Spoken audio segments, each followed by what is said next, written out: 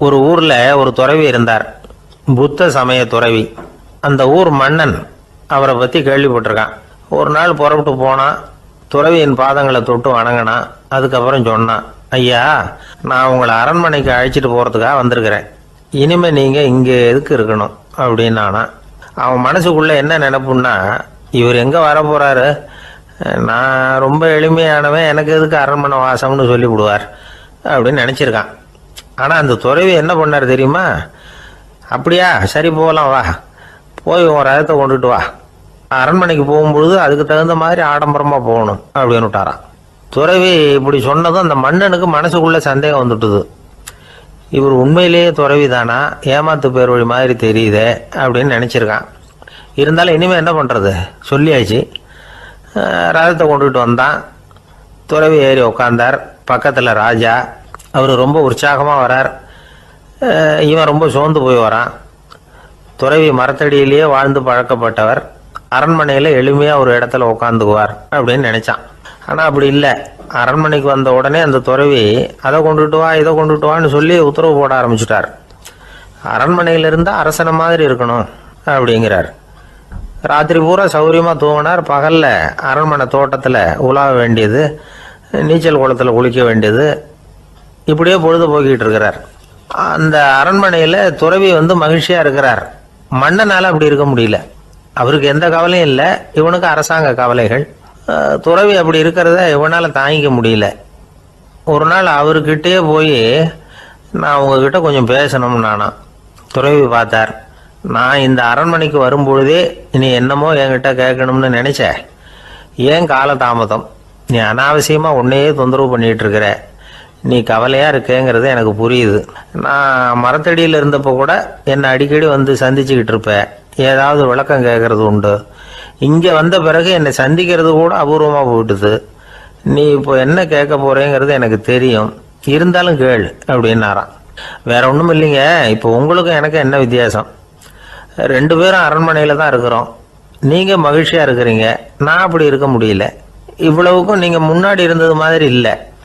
தினமும் தங்க தேர் கேட்குறீங்க, உயர்தரமான ஆடைகள் அணிகிறீங்க, சுவையான சாப்பாடு. இப்படி இருக்கிறப்போ உங்களுக்கும் எனக்கு என்ன வித்தியாசம்? இதுதான் மன்னனுடைய கேள்வி. இதுக்கு பதில் சொல்றேன், என் கூட புறப்பட்டு வா, இந்த நகரத்துக்கு வெளியில போவோம் அப்படின்னு சொல்லி அரசனை கூப்பிட்டுக்கிட்டு ஊர் எல்லைக்கு சேர்ந்தார் துறவி. அங்க போய் சொன்னார், இதை பாருப்பா, இந்த இடத்த தான் தேடிக்கிட்டு இருந்தேன், இனிமே நான் திரும்பி வர போறதில்ல, நீ என்னோட வர்றியா திரும்பி போறியா அப்படின்னார். நான் எப்படிங்க உங்க கூட வர முடியும், என்னுடைய நாடு, என்னுடைய சொத்துக்கள், மனைவி, மக்கள் எல்லாத்தையும் விட்டுட்டு எப்படிங்க வர்றதுன்னா. இப்ப அந்த துறவி சொன்னார், இப்ப வித்தியாசத்தை தெரிஞ்சுக்கிட்டியா, நான் அரண்மனையில் இருந்தேன், எல்லா வித பொருள்களும் உடையவனா இருந்தேன், ஆனா எதையும் சொந்தம் கொண்டாடுறவனா இருக்கல. ஆனா நீ அப்படி இல்லை, எல்லாத்தையும் சொந்தம் கொண்டாடிட்டு இருக்கிற. இதுதான் நமக்குள்ள வித்தியாசம் அப்படின்னு சொன்னார். அரண்மனை ஆடைகளை அப்படியே களைஞ்சார், அரசங்கிட்ட கொடுத்தார். உன்னுடைய ஆடைகளை நீயே வச்சுக்கோன்னார். அவர் பாட்டுக்கு நடந்து போனார், திரும்பியே பார்க்கல. அரசனுக்கு அப்பதான் தன்னுடைய அறியாமை விளங்குச்சான். இதுல இருந்து நாம புரிஞ்சுக்க வேண்டியது என்னன்னா, இந்த உலகத்துல எத்தனையோ பொருள்கள், அதையெல்லாம் முறையா பயன்படுத்தினா மகிழ்ச்சி, அதை விட்டுட்டு அதுக்கெல்லாம் சொந்தம் கொண்டாட ஆரம்பிச்சா கவலை. நம்ம ஆட்கள் சொந்தம் கொண்டாடுற விதமே தனி. ஒரு ஆளு இன்னொருத்தங்கிட்ட ஒரு கொடை கடன் வாங்கியிருந்தான், திருப்பி கொடுக்கல. கொடையை கொடுத்தவன் கேட்டான், என்கிட்ட கடன் வாங்கினிய கொடை, அதை கொஞ்சம் திருப்பி தர்றியான்னா. அது உனக்கு இப்போ அவசரமா தேவைப்படுதா அப்படின்னு கேட்டான் இவன். எனக்கு தேவைப்படல, அந்த கொடையை நான் யாருக்கிட்ட வாங்கியிருந்தேனோ அவனுக்கு இப்போ அது அவசரமா தேவைப்படுது அப்படின்னானா அந்த ஆள். ஆந்திர நாட்டில் ஒரு அரசர் இருந்தார். அந்த அரசர்கிட்ட ஒரு அமைச்சர் இருந்தார். அந்த அமைச்சர் பேர் ராயண பாஸ்கர். அவர் ஒரு பெரிய அறிவாளி. அது மட்டும் இல்லை, மிகச்சிறந்த கொடையாளி. யார் எது கேட்டாலும் இல்லைன்னு சொல்ல மாட்டாராம். அதன் காரணமாகவே அவர்கிட்ட இருந்த செல்வம் நாளுக்கு நாள் குறைஞ்சிக்கிட்டே வந்துட்டு தான். கடைசியில் குடும்பத்துக்குன்னு எதுவும் வைக்காமலே அவர் போய் சேர்ந்துட்டார். மகனும் இறந்துட்டார். அந்த குடும்பத்தில் மிஞ்சி இருந்தது அவருடைய மருமகள், ஒரு பேரன், அவ்வளவுதான். இருந்த ஒரே சொத்து பழுதடைஞ்ச ஒரு வீடு. அந்த அம்மா மற்ற வீடுகளில் வேலை செஞ்சு தன்னுடைய பிள்ளைய படிக்க வச்சுக்கிட்டு வராங்க. அந்த புள்ள ஒரு பெரிய வள்ளலுடைய பேரன்கிறது அந்த பள்ளி வாத்தியார்களுக்கும் தெரியும். அதனால் அவங்களும் இவங்ககிட்ட கொஞ்சம் அன்பாகவும் அக்கறையாகவும் பழகி பாடம் சொல்லி கொடுத்துக்கிட்டு இருக்கிறாங்க. ஒரு நாள் ஒரு புகழ்பெற்ற கவிஞர் ஒருத்தர் அந்த பள்ளிக்கூடத்துக்கு வந்திருக்கிறார். ஆசிரியர்கள்கிட்ட பேசிக்கிட்டு இருந்தப்போ ஒரு செய்தியை சொன்னாராம். ராயண பாஸ்கருங்கிற வள்ளல் எனக்கு நிறைய உதவிகள் செஞ்சிருக்கார், என்னை பாராட்டி பரிசுகள்லாம் கொடுத்துருக்கிறார். அந்த வள்ளல் வாழ்ந்த கிராமத்தை பார்க்கணுங்கிறதுக்காக தான் இப்போ இங்கே வந்திருக்கிறேன் அப்படின்னாராம். ஆசிரியர் உடனே இந்த பையனை கூப்பிட்டு, இதை பாருங்கள், இவன் யார் தெரியுமா, நீங்கள் குறிப்பிடுகிற அந்த வள்ளலின் பேரன் அப்படின்னு அறிமுகப்படுத்தினாராம். கவிஞரின் கண்களில் ஆனந்த கண்ணீர். அந்த பரவச நிலையிலேயே அந்த வள்ளலை பற்றி கவி பாட ஆரம்பிச்சுட்டாராம். இந்த சின்ன பையன் அதை கேட்டிருக்கிறான். உடனே என்ன பண்ணான் தெரியுமோ, தன் கையில் அணிஞ்சிருந்த ஒரு பொன் வளையலை கழட்டி அந்த கவிஞருக்கு பரிசாக கொடுத்துட்டானான். எல்லாருக்கும் ஆச்சரியம். தாத்தா இருக்கும் நிலையில் கொடுத்தார், பேரன் இல்லாத நிலையிலையும் கொடுக்குறான். பையனை எல்லாரும் பாராட்டினாங்களாம். இருந்தாலும் அவனுக்குள்ள ஒரு பயம் எதுவும் ஆரம்பமாச்சு. பள்ளிக்கூடம் விட்டு வீட்டுக்கு வரும்பொழுது அந்த பயம் இன்னும் அதிகமாயிட்டுது. அம்மா என்ன சொல்லுவாங்களோ தெரியலையே, ஏதோ திடீர்னு தோணிச்சு வளையலை கட்டி கொடுக்கணும்னு கொடுத்துட்டோம். குடும்பம் இருக்கிற நிலையில் இப்படி நான் செஞ்சது தப்பா, வீட்டு செலவுக்கே அம்மா எவ்வளவு கஷ்டப்படுறாங்க, வீட்டுக்கு போனதும் என்ன நடக்குமோ தெரியலையே அப்படின்னு நினச்சி பயந்துக்கிட்டே அவன் வீட்டுக்குள்ளே அடி எடுத்து வைக்கிறான். அம்மா கூப்பிட்டு சாப்பாடு போட்டாங்க. அவங்க கண்ணில் படக்கூடாதுங்கிறதுக்காக ஒரு கையை பின்னாடி மறைச்சிக்கிட்டே இருந்தான். அம்மா இதை கவனிச்சிட்டாங்க. ஏய், உன் கையை ஏன் அப்படி வச்சிருக்கிற, உன் கைக்கு என்னாச்சு, ஏதாவது அடிபட்டு போச்சா அப்படின்னு கேட்டுக்கிட்டே கையை எடுத்து பார்க்குறாங்க. வளையல காணலை. வளையல் எங்கே அப்படின்னு கேட்குறாங்க. இவன் தயங்கிக்கிட்டே நடந்ததை சொல்கிறான். அதை கேட்டதும் அந்த அம்மாவோட முகம் கோபத்தால் சவுந்து போச்சான். முட்டாளே, என்ன காரியம் பண்ண அப்படின்னு கன்னத்தில் அரைஞ்சிட்டாங்களாம். அம்மா, என்னை அடிக்காத, ஏதோ தெரியாமல் தப்பு பண்ணிட்டேன் அப்படின்ட்டுருக்கான். மகனே, வளையலை கொடுத்ததுக்காக நான் உன்னை அடிக்கலை, அப்படிங்க பின்ன எதுக்கு அடித்தேன்னு கேட்டிருக்கான். உன் பாட்டனார் ஒரு பெரிய வள்ளல், அவர் எதையும் பாதி வேலையை செய்கிறதில்ல, அவருடைய பேரை நீ அரைகுறை வேலை செஞ்சுட்டு வந்திருக்கிற அப்படின்னாங்களாம். என்னம்மா சொல்கிறேன்ருக்கான். நீ ஒரே ஒரு வளையலை மட்டும்தானே கட்டி கொடுத்துருக்குற, கொடுக்குறதா இருந்தால் ரெண்டையும் சேர்த்துல கொடுத்துருக்கணும், அதுதானே உங்கள் தாத்தாவுக்கு பெருமை அப்படின்னாங்களாம். அம்மா, தெரியாமல் இப்படி செஞ்சுட்டேன், உங்கள்கிட்டையும் அரை வாங்கிட்டேன் அப்படி இப்படின்னு அவன் சொல்லியிருக்கிறான். இப்போ அம்மா கொஞ்சம் இருங்க, அந்த கவிஞர் இன்றைக்கி நம்ம ஊரில் தான் தங்கியிருப்பார், நாளைக்கு காலையில் தான் அவர் எங்கே இருக்காருன்னு விசாரித்து இன்னொரு வளையலையும் கொடுத்துட்றேன் அப்படின்ட்டுருக்கான். மகனே, நல்ல செயல்களையெல்லாம் நாளைக்குன்னு ஒத்தி போடாத, நாளைக்கு என்ன நடக்குங்கிறது யாருக்கு தெரியும், இப்போவே போ, எங்கே இருக்காருன்னு பாரு அப்படின்ட்டுருக்காங்க. மகன் புறப்பட்டான். பள்ளி ஆசிரியர்கிட்ட போய் கேட்டானான் அந்த கவிஞர் எங்கே இருக்காருன்னு. அவர் சொன்னாராம். உடனே போய் அவர் இருக்கிற இடத்துல கதவை தட்டியிருக்கான். ராத்திரி நேரத்தில் இவனை கண்டதும் அவருக்கு ரொம்ப ஆச்சரியம். இவன் இன்னொரு கை வளையலையும் எடுத்து நீட்டியிருக்கான். அவர் திகைச்சு போய் நிற்கிறார். அவரால் என்ன பண்ணுறதுன்னே தெரியல, ஆனந்த கண்ணீர். இது பெரியவர்கள் கூற கேட்ட ஒரு வரலாறு. இன்றைக்கி இப்படிப்பட்டவங்களை பார்க்க முடியுமா? வறுமை வள்ளல் தன்மையை ஒன்று செய்து விடாதுங்கிறதுக்கு இது ஒரு உதாரணம். ஒருத்தன் இன்னொருத்தனை பார்த்து கேட்டானா, எங்கள் தாத்தா உங்கள் தாத்தாவுக்கு 100 ரூபா கடன் கொடுத்துருக்கிறார், அதை எப்போ திருப்பி கொடுக்க போகிறேன்னு. கவலைப்படாத, எங்கள் பேரன் அதை உங்கள் பேரன்ட்ட திருப்பி கொடுத்துருவான் அப்படின்னு நானான் அவன். ஒரு அழகான கடற்கரை. சுற்றுலா பயணிகள் நிறைய பேர் அங்கே போகிறது வழக்கம். சனி ஞாயிறு கூட்டம் அதிகமாக இருக்கும். அதோட விளைவு என்னங்கிறது அடுத்த நாள் தான் தெரியும். ஆமாம், அந்த கடற்கரையை சுத்தப்படுத்துகிற தொழிலாளிகள் திங்கட்கிழமை ரொம்ப சிரமப்படுவாங்க. சனி ஞாயிறு வந்த கூட்டம் கடற்கரை பூராவும் காலி ஐஸ்கிரீம் கப்புகளை வீசி எறிஞ்சிட்டு போயிருக்கும். ஆயிரக்கணக்கான கப்புகள் அங்கே பரவலாக கிடக்கும். அதையெல்லாம் பொறுக்கி எடுத்து சுத்தம் பண்ணி ஆகணும். இதனால் திங்கட்கிழமை வேலைக்கு வர்றதுக்கு எல்லோரும் பயப்படுவாங்க. அப்படி ஒரு நிலைமை. பல பேர் அன்னைக்கு லீவ் எடுத்துகிட்டு போயிடுறது வழக்கம். நமக்கு எதுக்கு இன்றைக்கி தொந்தரவுன்னு. இது ஒரு பெரிய பிரச்சனையாக இருந்தது. இதுக்கு என்ன பண்ணலாம் அப்படின்னு யோசனை பண்ணாங்க. ஒரு ஆலோசனை கூட்டத்துக்கு ஏற்பாடு பண்ணாங்களாம். அந்த நகர நிர்வாக அலுவலர்கள், பணியாளர்கள் எல்லாரும் அதில் கலந்துக்கிட்டாங்க. கூட்டம் ஆரம்பமாச்சு. ஆரம்பத்தில் சொன்னாங்க, இந்த பிரச்சனைக்கு ஒரு தீர்வு வேணும், என்ன பண்ணலாம், அதை முடிவு செய்கிறதுக்கு தான் இந்த கூட்டம். இதில் நீங்கள் செய்ய வேண்டியது என்னென்னா, உங்களுக்கு தோன்றுகிற யோசனை எதுவாக இருந்தாலும் சொல்லுங்கள், கொஞ்சம் கூட தயக்கம் வேண்டாம். நாம் சொல்கிற யோசனை ஈடுபடுமா படாதா அப்படின்லாம் யோசிக்க வேணாம். எல்லாருடைய யோசனைகளையும் அப்படியே பதிவு செய்துக்கிறோம். கடைசியாக அதிலேருந்து ஒரு சிறந்த யோசனையை தேர்வு பண்ணி அதை பயன்படுத்தலாம். இந்த சந்தர்ப்பத்தில் இன்னொரு முக்கியமான வேண்டுகோள், எவ்வளவு சாதாரணமான யோசனையாக இருந்தாலும் சரி, அது சொல்லும் பொழுது அடுத்தவங்க ஏளனம் செய்யக்கூடாது. இது ஒரு பெரிய யோசனையா அப்படின்னு சொல்லி எதையும் அலட்சியப்படுத்தக்கூடாது. இதுதான் அந்த கூட்டத்தின் ஆரம்பத்தில் செய்யப்பட்ட அறிவிப்பு. உடனே அந்த கூட்டத்தில் இருந்தவங்க ஆளுக்கு ஒரு யோசனை சொல்ல ஆரம்பித்தாங்க. ஒருத்தர் எழுந்திருச்சார். இங்கே வர்ற சுற்றுலா பயணிகள்கிட்ட ஆளுக்கு $10 ஒரு டெபாசிட் மாதிரி வைப்பு பணமாக வாங்கிக்கணும். காலி ஐஸ்கிரீம் கப்பை திருப்பி கொடுத்தா அந்த பணத்தை திருப்பி கொடுத்துடலாம். இப்படி ஒரு ஏற்பாடு பண்ணிக்கிட்டா கப்புகளை தேடி பொறுக்கிக்கிட்டு இருக்க வேண்டியதில்லை, எல்லாம் ஒரே இடத்துக்கு வந்து சேர்ந்துடும். அப்படியே நாம் வந்து தூக்கிட்டு போய் ஒரு இடத்துல கொட்டி விடலாம் அப்படின்னார். இன்னொருத்தர் எழுந்திரிச்சார், கப்பை வந்து கீழே போட்டால் $50 அபராதம் அப்படின்னு அங்கங்கே போர்டு எழுதி வச்சுடலாம். கப்புகளை போடுறதுக்கு அங்கங்கே பெரிய கூடைகளை வச்சுடலாம், நாம் சாவகாசமாக அந்த கூடைகளை சேகரம் பண்ணிக்கலாம் அப்படின்னாராம். இன்னொருத்தர் எழுந்திரிச்சு கொஞ்சம் கோபமாக பேசினார், கப்புகளை வந்து அவங்க வாயிலேயே திணிச்சு விடணும், அதுகளை முன்னு சாப்பிட்டு பார்த்தா தான் தெரியும் அது எவ்வளவு கஷ்டங்கிறது அப்படின்னு ரொம்ப கடுமையாக பேசியிருக்காரு. இது வேடிக்கையாக தெரிஞ்சாலும் இந்த யோசனையும் பதிவு செஞ்சுக்கிட்டாங்களாம். இப்படி பல யோசனைகள். கடைசியாக எல்லாத்தையும் படித்து பார்த்துட்டு பரிசீலனை பண்ணாங்க. அப்புறம் தான் யோசனை வந்தது, இவர் வேடிக்கையாக சொன்னது கப்புகளை அவங்கவுங்க வாயிலேயே திணிச்சு சாப்பிட சொல்லணும், அதுதான் தண்டனைன்னார்ல, ஏன் அப்படி சாப்பிட்றது மாதிரியே கப்புகளை தயார் பண்ண என்ன அப்படின்னு சிந்திக்க ஆரம்பித்தாங்களாம். ஆகா, அதுதான் சரின்னு ஒரு முடிவுக்கு வந்தாங்க. அதுலேருந்து உருவானது தான் இந்த வேஃபர் கப்ஸ். ஐஸ்கிரீமை சாப்பிட்டு முடித்ததும் கப்பையும் சாப்பிட்டுடலாம். கோன் ஐஸ்கிரீம் சாப்பிட்றோம்ல, அதுதான். அமெரிக்காவில் மியாமி கடற்கரையில் ரொம்ப காலமாக இருந்துக்கிட்டு வந்த குப்பை பிரச்சனைக்கு இப்படி தான் ஒரு தீர்வு வந்துதான். இதுலேருந்து நாம் புரிஞ்சிக்க வேண்டியது என்னென்னா, நாம் அன்றாட எத்தனையோ பிரச்சனைகளை சந்திக்கிறோம், அதுக்கெல்லாம் தீர்வு உண்டு. அது எங்கே ஒளிஞ்சிருக்குன்னு கண்டுபிடிக்கணும். அந்த யோசனையையும் நல்லா தீவிரமாக யோசிக்கணும். யார் என்ன யோசனை சொன்னாலும் அதை வந்து அலட்சியப்படுத்தக்கூடாது, அக்கறையோடு கவனிக்கணும், அதை யோசித்து பார்க்கணும். ஒரு அம்மா தன்னோட வீட்டுக்காரரை ஒரு மனநல மருத்துவர்கிட்ட அழைச்சிட்டு வந்தாங்களாம். டாக்டர், இவருக்கு கோன் ஐஸ்கிரீம் பிடிக்கல, பேப்பர் கப்பில் இருக்கிற ஐஸ்கிரீம் தான் வேணும்னு அடம் பிடிக்கிறார் அப்படின்னாங்களாம். அது ஒன்றும் தப்பு இல்லையேன்னாராம் டாக்டர். இதுக்கு அந்த அம்மா சொன்னாங்களாம், இவர் கப்பு ஐஸ்கிரீம் வாங்குறதுல தப்பு இல்லை டாக்டர், பிரச்சனை அது இல்லை. அப்புறம் வேறு என்னென்னு கேட்டிருக்காரு, வாங்கினதும் ஐஸ்கிரீமை கீழே கொட்டிவிட்டு அந்த பேப்பர் கப்பை மட்டும் விரும்பி சாப்பிட்றார், அதனால தான் அவங்ககிட்ட அழைச்சிட்டு வந்தேன் அப்படின்னாங்களாம். ஒரு வயசான அம்மா தெரு வழியாக போயிட்டு இருந்தாங்க.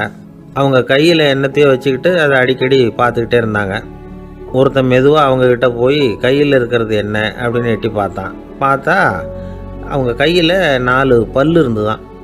இவன் ஆச்சரியமாக அந்த அம்மாவை பார்த்தான். ஏம்மா, உனக்கு என்ன பைத்தியமா, ஏது இந்த பல்லு, இதை என்னத்துக்காக கையில் வச்சுக்கிட்டு அலைஞ்சிக்கிட்டு இருக்கிற அப்படின்னு கேட்டிருக்கான். அதுக்கு அந்த அம்மா விவரம் சொல்ல ஆரம்பித்தாங்களாம். இதை பாருப்பா, எனக்கு ஒரு மகன் இருந்தான், அவனை ரொம்ப செல்லமாக வளர்த்தேன்.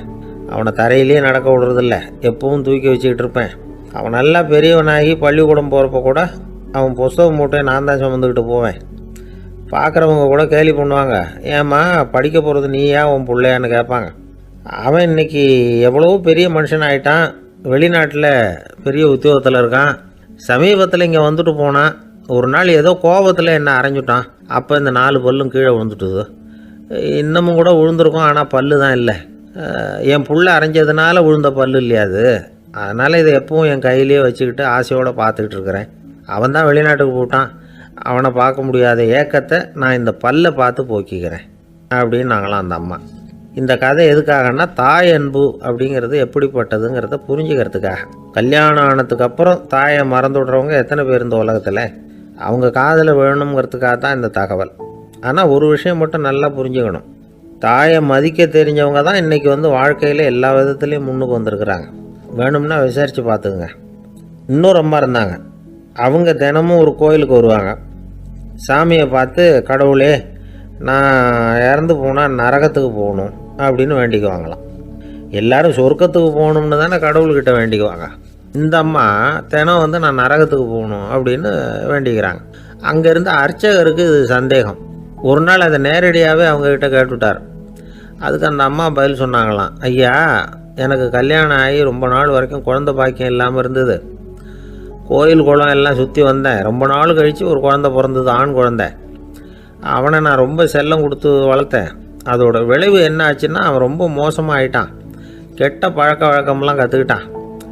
அவன் இறந்து போனால் நிச்சயம் அவனுக்கு நரகம்தான் கிடைக்கும். அந்த அளவுக்கு கெட்டவன் அவன். அப்படிப்பட்ட காரியங்கள்லாம் பண்ணிகிட்ருக்கான், எனக்கு தெரியும். இவனுக்காக நரகத்தில் கூட யாரும் தயவு காட்ட மாட்டாங்க, தாட்சண்யம் காட்ட மாட்டாங்க. அதனால் இவனுக்கு முந்தி நான் இறந்து நரகத்துக்கு போயிட்டா அங்கே இவனை கவனிச்சிக்கலாமே, இவனுக்கு பணிவிடை செய்யலாமேன்னு பார்க்குறேன் அப்படின்னு நாங்களாம். அதனால தான் நான் நரகத்துக்கு போகணும்னு தினம் ஆண்டவனை வேண்டிகிட்டு இருக்கிறேன் அப்படின்னு கண்கலங்கி அந்த அம்மா சொன்னாங்களாம். அதுதான் தாய் உள்ளம்ங்கிறது. தாயின் பெருமையை சரியாக உணர்ந்துட்டா அவங்களுக்கு எப்பவும் எந்த கஷ்டமும் வராது. இது ஏதோ உபதேசத்துக்காக சொல்கிற வார்த்தை இல்லை, உண்மையான வார்த்தை. இந்த விவரத்தையெல்லாம் நண்பர் ஒருத்தர்கிட்ட சொல்லிகிட்டு இருந்தேன். அவர் கொஞ்ச நாள் கழித்து என்னை தேடி வந்தார். அவர் கையிலேயும் 4 பல்லு வச்சுருந்தார். என்னங்க ஆச்சு, ஏதுங்க அந்த பல்லு அப்படின்னு விசாரித்தோம். உங்கள் உபதேசத்தை கேட்டுவிட்டு இந்த உலகத்தில் எல்லாரையும் தாயாக நினைக்க ஆரம்பிச்சிட்டேன். ஒரு அம்மாவை கடத்தரில் பார்த்து தாயேன்னு கூப்பிட்டேன். அவங்க உடனே பலார்னு என்னை அரைஞ்சிட்டாங்க. பல்லு விழுந்துட்டுது. அதை தான் பொறுக்கி எடுத்துக்கிட்டு நேராக உங்களை தேடி வந்துக்கிட்டு இருக்கிறேன்னார். தாயேன்னு தானே கூப்பிட்டீங்க, அதுக்கு ஏன் அரைஞ்சாங்க அப்படின்னு கேட்டோம். நான் தாயேன்னு கூப்பிட்டது அவங்க காதில் நாயேன்னு விழுந்துட்டு தான், அதுதான் இப்படி ஆயிட்டுது அப்படின்னார். ஒரு ஊரில் ஒரு பெரிய ஞானி இருந்தார். அவர் படுக்கையில் இருந்தார். இன்னும் கொஞ்ச நேரம்தான் அவர் இந்த உலகத்தில் இருக்க போகிறார். அவரை சுற்றி ஏகப்பட்ட கூட்டம். ஏற்கனவே அவருடைய உபதேசங்களை கேட்டவங்க பல பேர் அவரை சுற்றி நிற்கிறாங்க. அந்த ஞானி மெதுவாக கண்ணை திறந்து பார்க்குறார். எல்லாரும் அவருடைய கடைசி வார்த்தையை கேட்கறதுக்காக அவளோட காத்துக்கிட்டு இருக்கிறாங்க. அந்த ஞானி மெதுவாக பேச ஆரம்பித்தார்.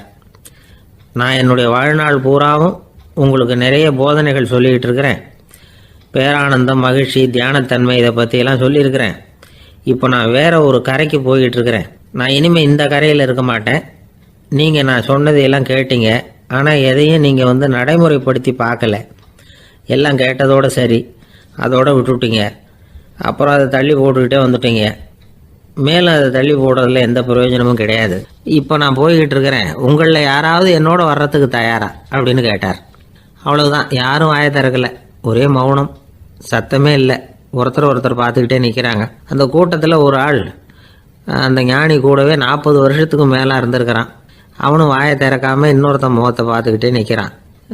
இந்த சமயத்தில் பின்னாடி நின்றுக்கிட்டு இருந்த ஒருத்தன் கையை தூக்கினான். ஞானி அவனை பார்த்தார். சரி, ஒருத்தனுக்காவது நம்மோட வர்றதுக்கு தைரியம் இருக்குது அப்படின்னு நினச்சார். ஆனால் அந்த ஆள் என்ன சொன்னான் தெரியுமா?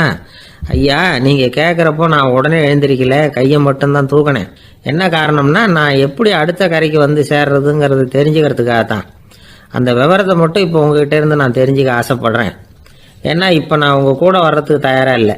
எவ்வளவோ காரியங்களை நான் இன்னும் இங்கே முடிக்க வேண்டியிருக்குது. வீட்டுக்கு ஒரு விருந்தினர் வந்திருக்கிறார். என்னுடைய இளைய மகனுக்கு கல்யாணம் பண்ணி வைக்கணும். அதனால் இன்றைக்கி உங்கள் கூட வர முடியாது. அது மட்டும் இல்லை, இப்போ உங்கள் கூட அடுத்த கரைக்கு வந்தால் திரும்பி வர முடியாதுன்னு வேறு சொல்கிறீங்க. அதனால் இப்போ நான் வரல. இன்னொரு நாள் நிச்சயமாக நான் வர்றேங்க, உங்களை சந்திக்கிறேன். அதனால் இப்போ நீங்கள் இன்னொரு தடவை எங்களுக்கு விளக்கமாக சொல்லணும். ஏற்கனவே பல தடவை சொல்லியிருக்கிறீங்க. தயவு பண்ணி இப்போ ஒரு தடவை சொன்னீங்கன்னா சௌகரியமாக இருக்கும். அந்த அடுத்த கரையை அடையிறது எப்படி? இப்போ ஒரு தடவை அதை விளக்கமாக சொல்லிட்டிங்கன்னா நல்லா ஞாபகப்படுத்திக்குவேன். அது சரியான சமயம் வர்றப்போ இது எனக்கு உதவியாக இருக்கும் அப்படின்னு நானும். ஆனால் உண்மை என்ன தெரியுமா? அந்த சரியான சமயம் வரவே இல்லை அப்படிங்கிறது தான் உண்மை. இப்படி அந்த கதை முடியும். இந்த கதை அந்த ஒரு ஆளுக்கு மட்டும் இல்லை, கிட்டத்தட்ட எல்லாருக்குமே அது பொருந்தும் அப்படிங்கிறாங்க விவரம் தெரிஞ்சவங்க. எல்லாருமே அந்த சரியான தருணத்துக்காக தான் காத்துக்கிட்டு இருக்கிறாங்களாம். அதுக்காக ஜோசியம் பார்க்குறாங்க, கைரேகை பார்க்குறாங்க. நாளைக்கு என்ன நடக்குங்கிற ஆவலில் எல்லாரும் காத்துக்கிட்டு இருக்கிறாங்க. ஆனால் அந்த ஒரு நாள் ஒருபோதும் வரப்போகிறதில்ல. நீங்கள் தள்ளி போடுறதுக்காக பல அர்த்தமில்லாத காரணங்களை தேடுறீங்க அப்படிங்கிறார் ஒரு ஞானி. காத்திருக்கிறதுலேயே நம்ம காலம் ஓடி போயிடுது.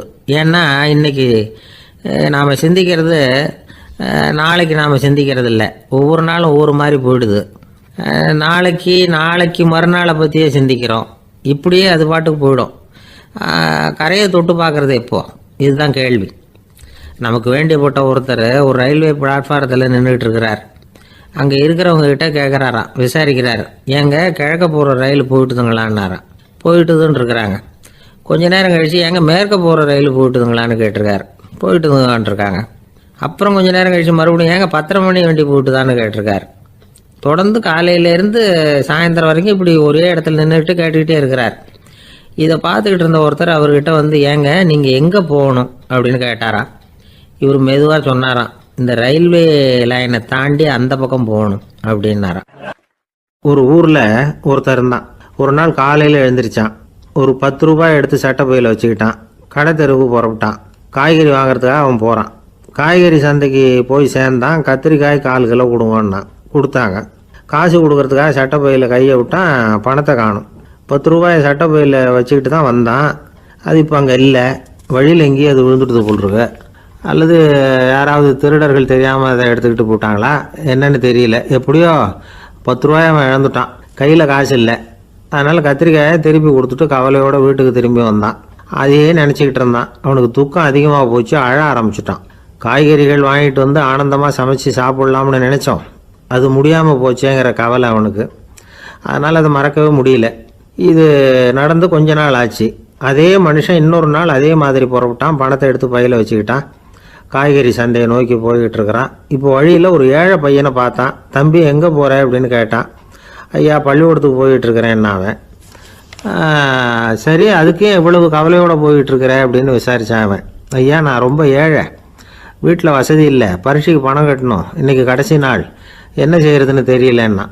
இவன் பார்த்தான். தாங்கிட்ட இருக்கிற பணத்தை எடுத்து அந்த பையன்கிட்ட கொடுத்தான்.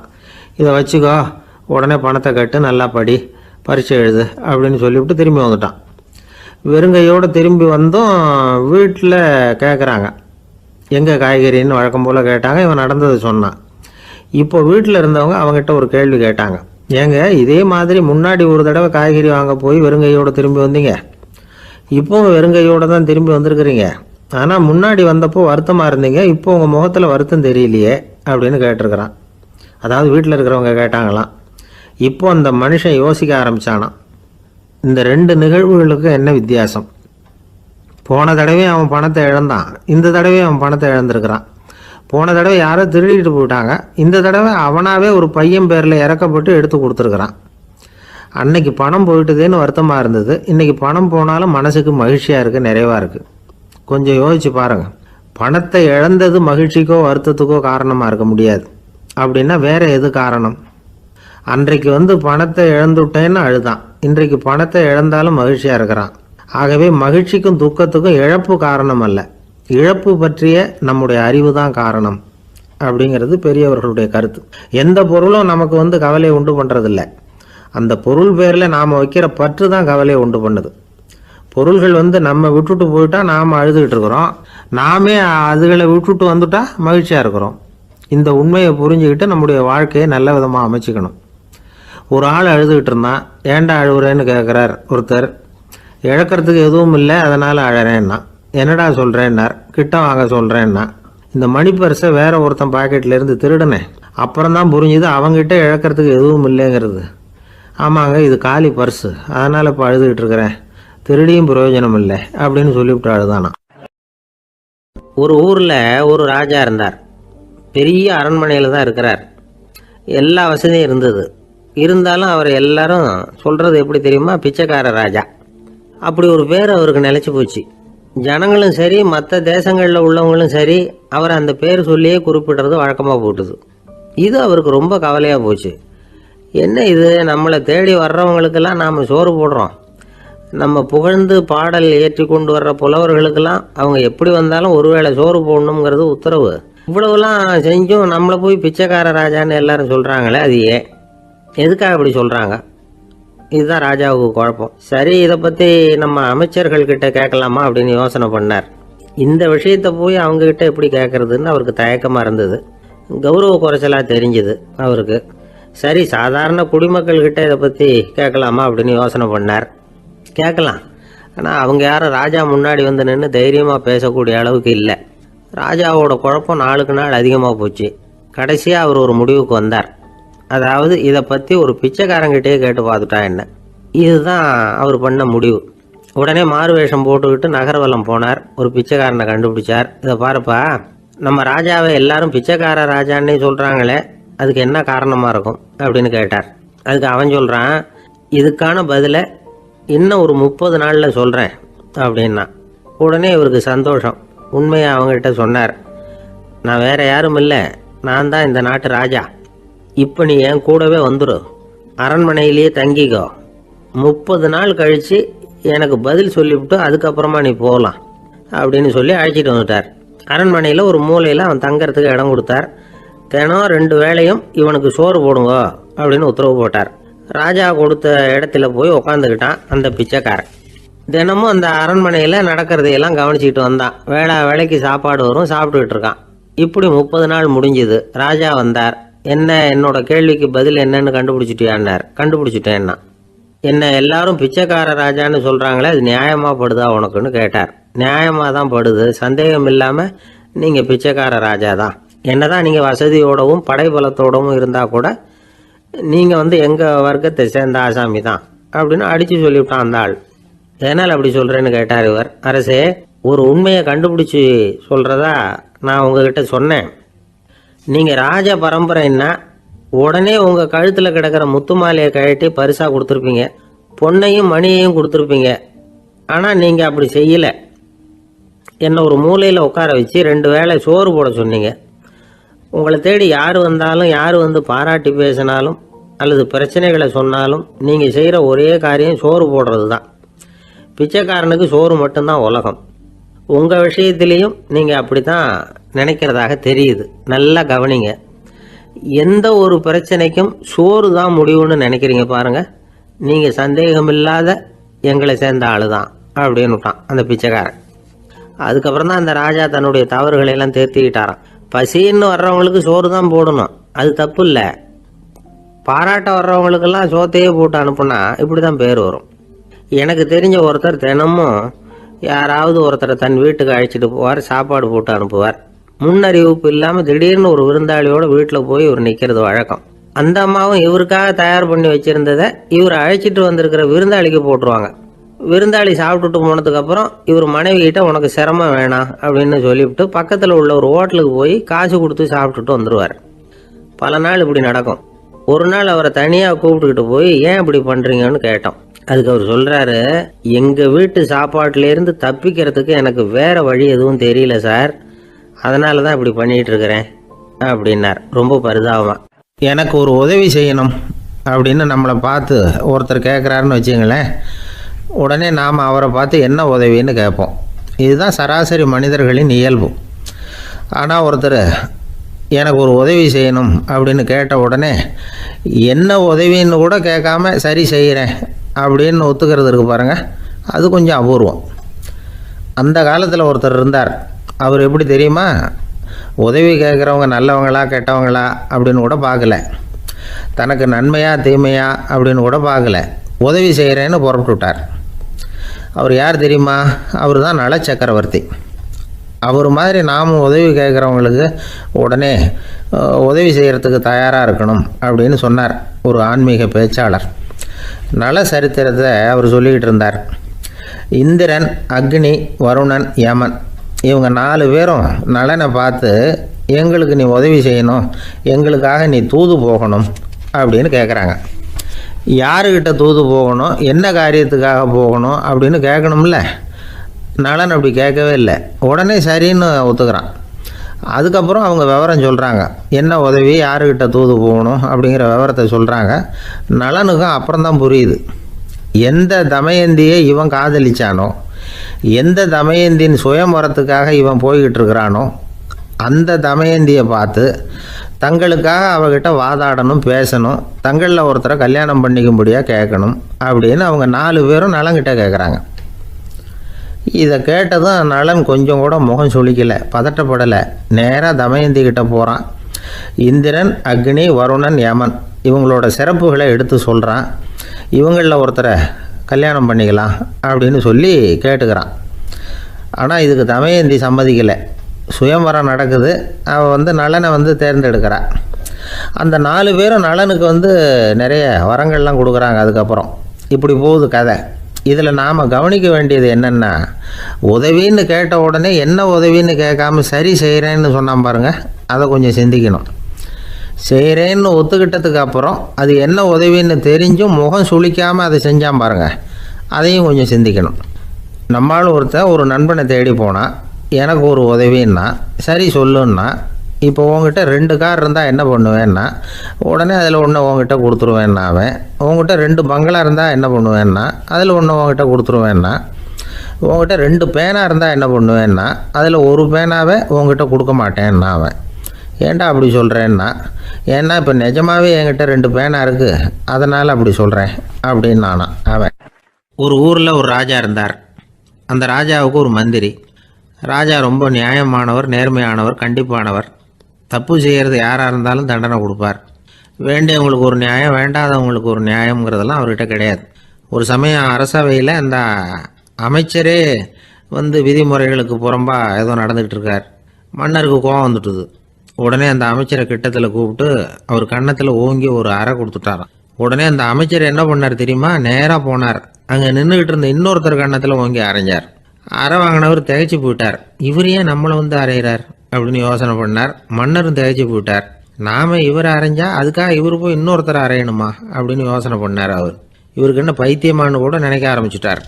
ஆனால் என்ன ஆச்சுன்னா, அப்புறம் அமைச்சர் அவர் கவனிச்சுக்கிட்டு இருந்தாரா, அவர் இன்னொருத்தர் அரைஞ்சார் இல்லையா, அந்த அறை வாங்கின ஆசாமியை பார்த்து கத்திக்கிட்டு இருந்தார்.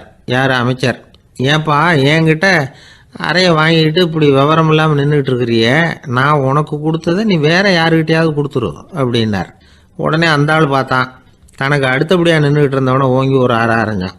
அவன் கன்னத்தை தடவிட்டே யோசனை பண்ணான். இது ஏதோ புரிஞ்சுக்கிட்ட மாதிரி அடுத்தாப்புல நின்றுக்கிட்டு இருந்தவனை அரைஞ்சான். இப்படி இந்த அறை வந்து மாறி மாறி போய்கிட்டே இருக்குது. ஊர் பூரா பிரயாணம் பண்ண ஆரம்பிச்சுட்டுது. அன்னைக்கு ராத்திரி அந்த ராஜா படுக்கிறதுக்காக போனார். அந்த நேரம் பார்த்து அவர் கன்னத்தில் பலார்னு ஒரு அறை விழுந்தது. நம்மளே அரையிறது யாரு அப்படின்னு அதிர்ச்சியோட மன்னர் திரும்பி பார்க்குறாரு. அரைஞ்சது அவரோட மனைவி. என்னாச்சு உனக்குன்னு கத்துனார் ராஜா. உங்களுக்கு தெரியாதா, ஊர் பூரா ஒருத்தர் மாற்றி ஒருத்தர் மூலமாக இந்த அறை வந்து பிரயாணம் பண்ணிட்டு வருது அப்படின்னாங்க அந்த அம்மா. அப்படின்னா ஆரம்பித்த இடத்துக்கே வந்துட்டுதா அப்படின்னாராம் மன்னர். என்ன சொல்கிறீங்கன்னு கேட்டிருக்காங்க. இவர் விவரத்தை சொன்னாராம். அப்படின்னா நீங்கள் ஆரம்பித்து வச்ச இந்த விளையாட்டை நான் முடிச்சு வச்சுட்டேன் அப்படின்னாங்களாம் அந்த அம்மா. மறுநாள் காலை மறுபடியும் அரசவை கூடிச்சு அந்த அமைச்சர் மன்னரை பார்த்து கேட்டார். என்ன மகாராஜா, என்கிட்ட கொடுத்ததை திருப்பி வாங்கிட்டீங்களா அப்படின்னாராம். இப்படி நடக்கும்னு நான் எதிர்பார்க்கவே இல்லைன்னார் மன்னர். ஆனால் நான் எதிர்பார்த்தேன். அது எங்கே போயிட போகுது, ஊர் பூரா சுற்றி கடைசியில் உங்ககிட்ட தான் வந்து சேரும் அப்படிங்கிறது எனக்கு தெரியும் அப்படின்னார் அமைச்சர். இந்த கதை வந்து வேடிக்கையாக இருந்தால் கூட இதில் உள்ள கருத்து முக்கியமானது. இந்த உலகத்தில் பல கருத்துக்கள் இப்படி தான் மாறி மாறி சுற்றி வந்துக்கிட்டே இருக்குது. நம்மால் ஒருத்தன் தன்னுடைய நண்பன் ஒருத்தனை கடத்தரில் பார்த்தான். உடனே ஓடி போய் பலார்னு ஒரு அறை கொடுத்தானா. அவன் கன்னத்தை தடவிட்டு ஏன்டா என்ன அரைஞ்சேன்னு கேட்டிருக்கான். நீ ஏன்டா என்னை முட்டாள்னு என் மனைவிட்ட போய் சொன்னேன் அப்படின்ட்டுருக்கான் அவன். உன்னை ஒரு முட்டாள்னு சொன்னதுக்காகவா நீ என்ன அரைஞ்ச அப்படின்னு கேட்டிருக்கான் இவன். டேய், நான் அதுக்காக அறையலப்பா, அது ஒரு பெரிய ரகசியம் நான் முட்டாளுங்கிறது. அந்த ரகசியத்தை நீ வந்து ஏன் எங்கள் வீட்டில் போய் சொன்னேன், அதுக்காக தான் அரைஞ்சேன் அப்படின்னு நானும் அவன்.